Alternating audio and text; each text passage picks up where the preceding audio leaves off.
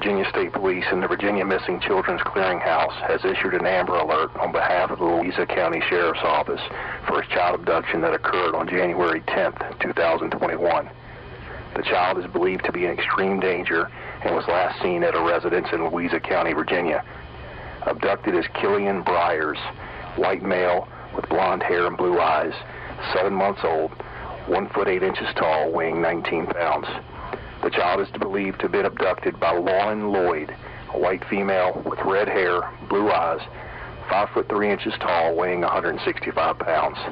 She was last seen driving a 2008 white Honda Accord with Virginia registration UJY 6994. For further information, contact the Louisa County Sheriff's Office at 540-967-1234 or visit www.vaamberalert.com.